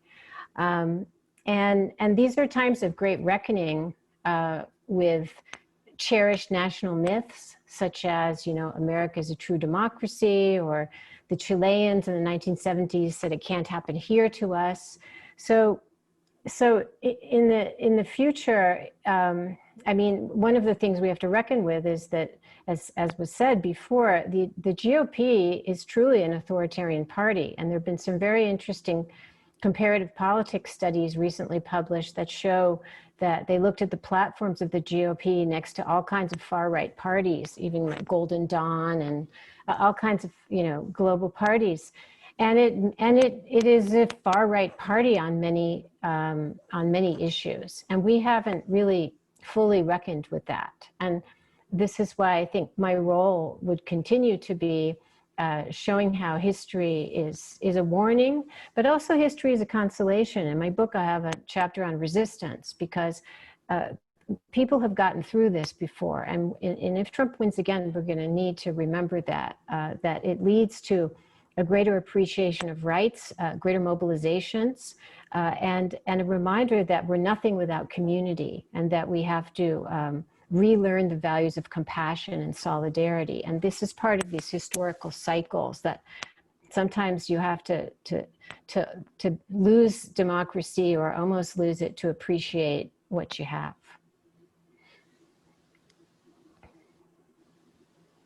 Thank you. Leonard, we can go to the next. Great. The next question will come from Karen Polis.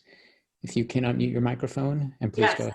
Thank you so much. This is for Dr. Lee. My question is, and I live in Washington, D.C., if Trump loses, this has to do with how dangerous it will be for the nation if he loses. And really also working in the idea of, I believe we've been in a cold civil war since 2016. As it's warming up with increased violence, if we were to have a civil war, what would it look like and who would be on either side? Thank you. Just as violence is kind of the end product of a long process, it's hard to predict exactly what form it will take, but we can shape or prevent what form it takes by strengthening ourselves and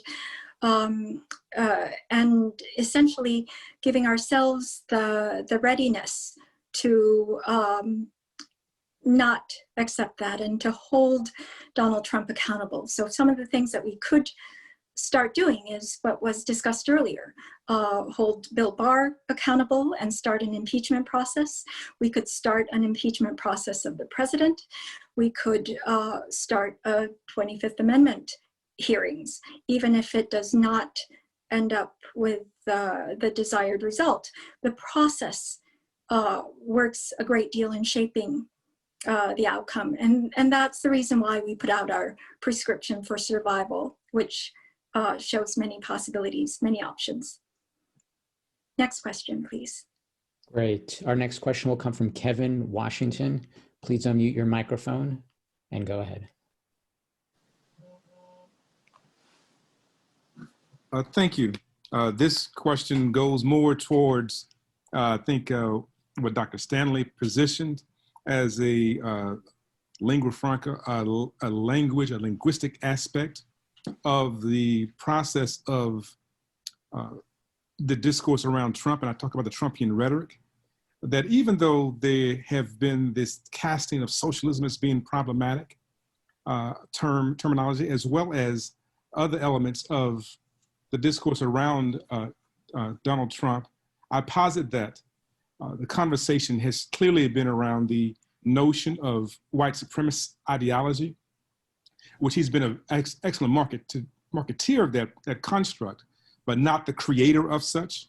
And that at this time, this conversation becomes one where the dog whistle discourse speaks to this particular languaging and ideology of a population.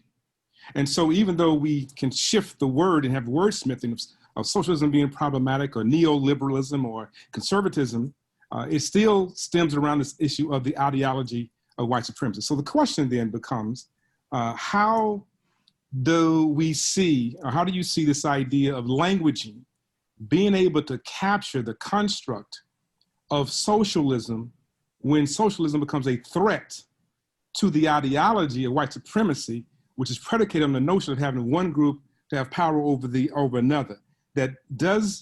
Can we challenge that? And does the removal of a president that has marketed this allows us to get into a position by which we can see that the platform becomes equal for all people, or do we still get stuck in this idea of wordsmithing where we are masking white supremacists all over again? Could I address that, Bandy? Sure. So that's absolutely right. And I think it really needs to be emphasized.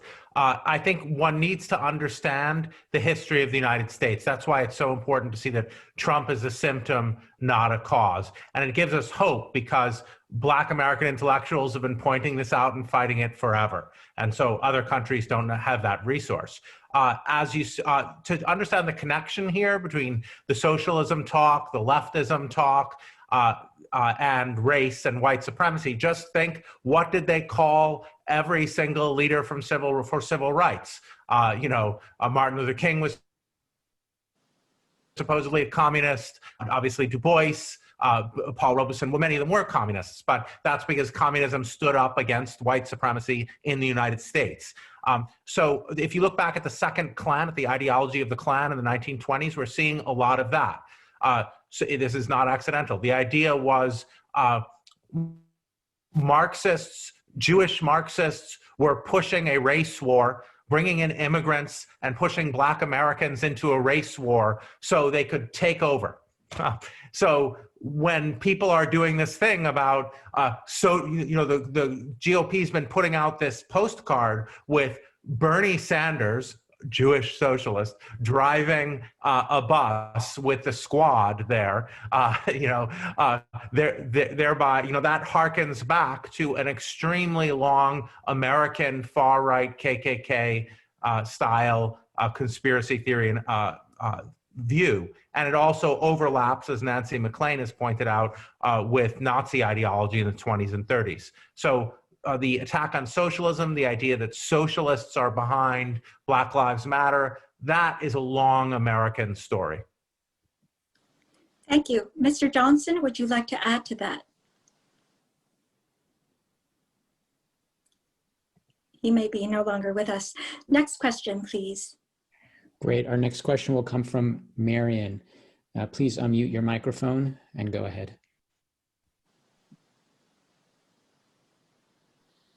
Yes, it was for Mr. Sachs. And thank you, everybody, for being here and doing this today.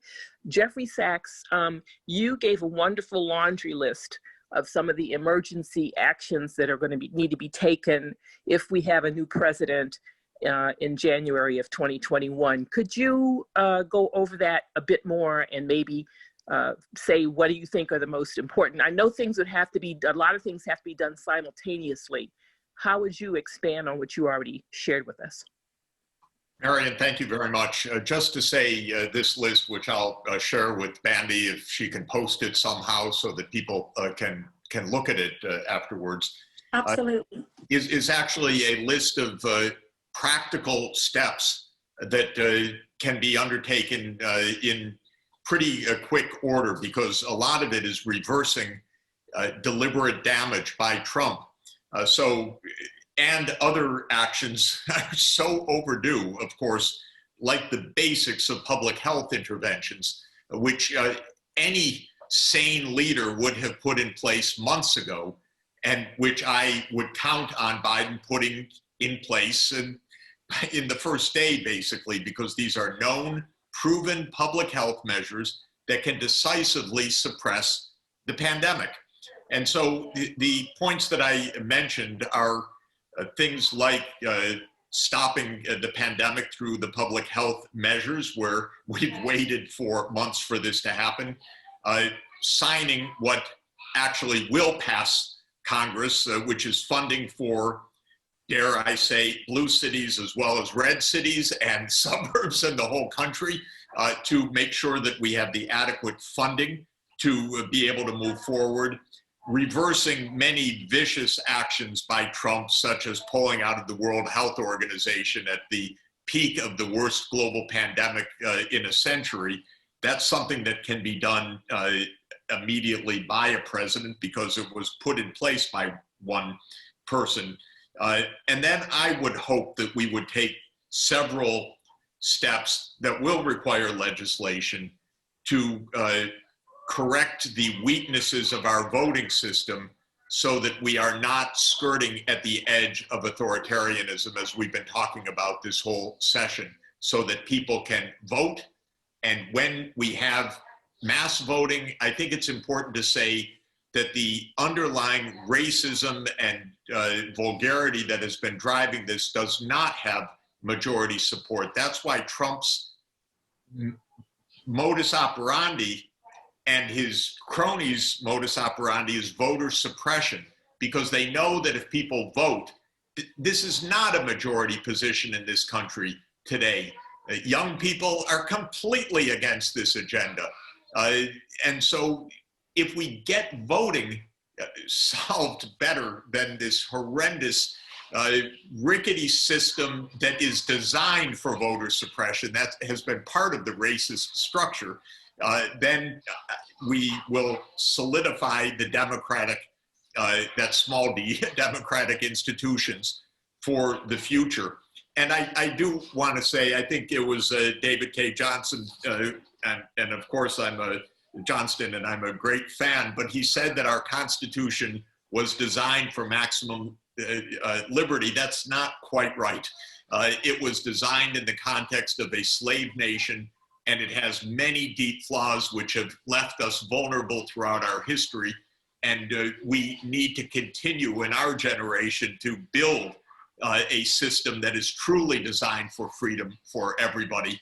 And we can do it, but we have seen exposed how unbelievably fragile this is, and we're just at the edge. So the next few weeks are the most decisive challenge for our generation. Vote, defeat this bum, and then get him out of there according to the vote.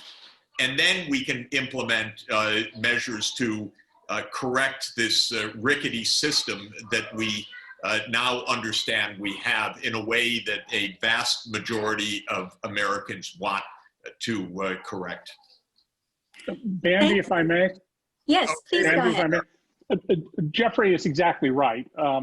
I was taking the optimistic point that even with the embedded racism, ownership of people, and lots of other things that are in our Constitution that I teach I'm not a lawyer, but I teach third-year law students.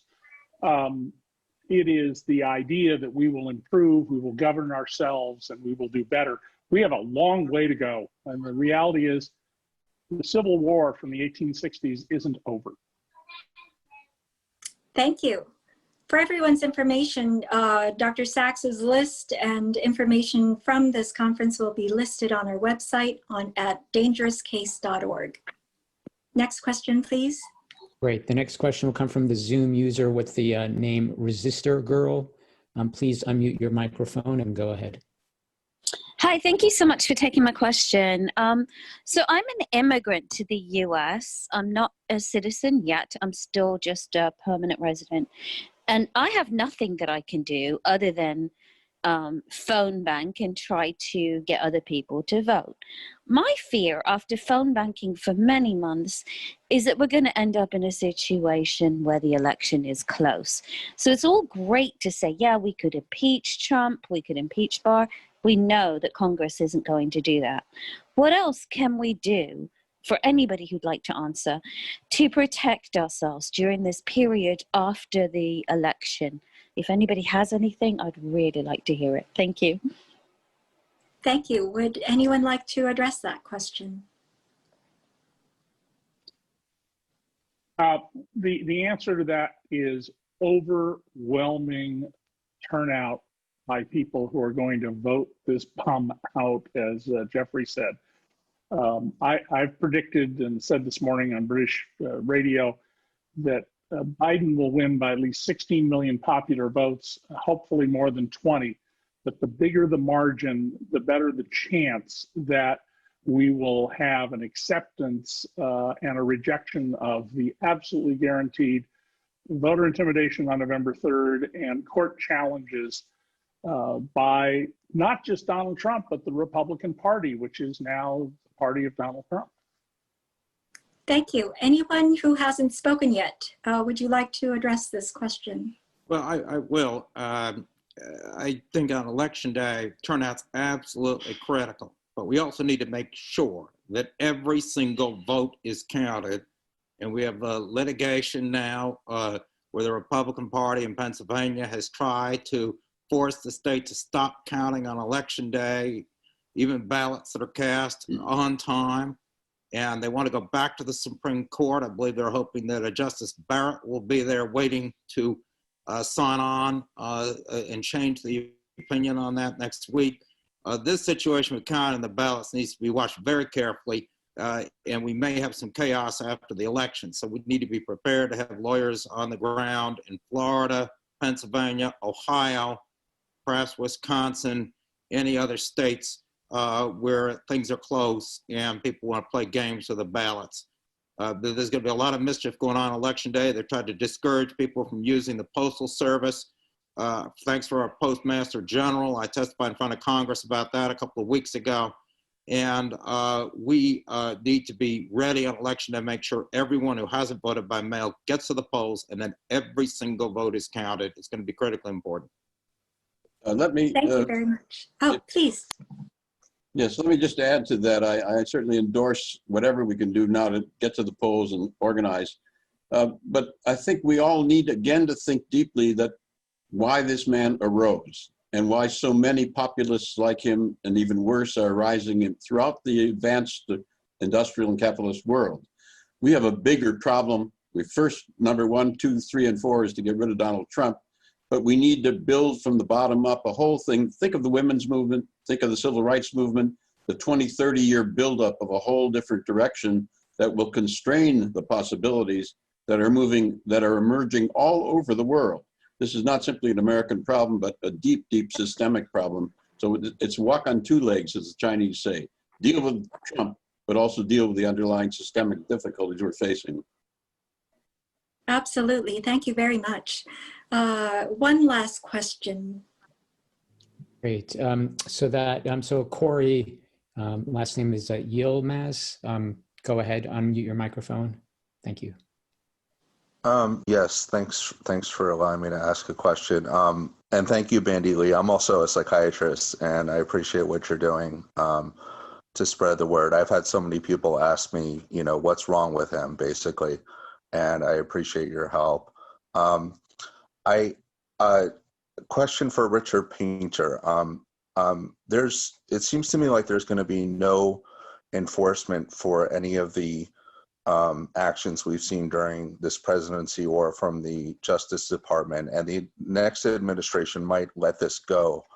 And I was wondering, will New York State take over enforcing some of the misbehavior we've seen? And I've read that a lot of the New York Attorney General is investigating this, but mostly they're looking at civil charges. Will anybody face criminal charges after the Trump presidency is over? Thank you. Yes, I believe so. First, on the federal side, I hope that a new president, would be President Biden, would appoint an independent counsel to investigate any and all criminal activity that took place during the prior administration. It should not be a political appointee. It should be an independent counsel who can make those decisions. And we should not make the mistake, as Professor Finkelstein pointed out, we should not make the mistake that we did after the Bush administration, letting the tortured lawyers go scot-free. So that's the first thing that needs to happen. The President of the United States has exposure to criminal indictment for obstruction of justice, as outlined in Part 2 of the Mueller report. The New York Attorney General could bring charges. We don't know what's going on in that grand jury. Also, the President of the United States very well may be guilty of criminal violations of the Hatch Act. I'm currently working with Professor Finkelstein on a law review article that lays out a lot of this. These criminal charges that could be brought, and I think that this is something that's very likely to happen, both at the New York level, state level, the AG, and the federal government, and yes, civil charges as well. The Trump organization has been getting away with way too much for a long time in New York, and we wouldn't be in this mess if the New York Attorney General over the past couple of decades had been focusing on what's going on over there at Trump Tower. Andy, if I can add to what Richard said. Sure. It is virtually certain that Donald Trump is going to be indicted by the Manhattan District Attorney, most likely on bank, business records, accounting, insurance fraud, and tax fraud. And I would say there's a fairly good chance there will be a state racketeering enterprise charge based on Eric Trump's efforts to avoid testifying in a case where his lawyers, unless they're utterly incompetent, must have warned him about the prospect of a racketeering charge. And if there is a racketeering charge indictment simply returned, at that point, the state can seize all assets of that enterprise, which of course would be deeply troubling to Donald Trump, but state law provides for that. I greatly dislike the idea and think it would be a grave mistake for the long-term welfare of the republic for the federal government to prosecute Donald Trump, no matter what he's done. The state of New York can do that just fine, and so can some other states. And there's no reason the federal government can't prosecute, for example, Jared Kushner, if it turns out that he had any role in the murder of the journalist Jamal Khashoggi, if he had any role to play in other activities by the de facto ruler of Saudi Arabia, MBS, that led to deaths and other things there. The same applies to everybody else. And I hope that Joe Biden, once it is settled that he's going to be the next president, makes the following announcement. If you committed crimes, including the destruction of federal records, which can be a felony, and come forward now and completely disgorge and agree to testify against other people, our promise is that we will try not to prosecute you. If we think we have to prosecute you, we will ask a judge not to send you to prison. Anybody who doesn't, you will feel the full weight of the United States Justice Department upon you, and we will hire additional prosecutors as needed to make sure that justice is done. Thank you. Now we're almost out of time. Dr. Ram, do you have a last word to give? You have 30 seconds. No?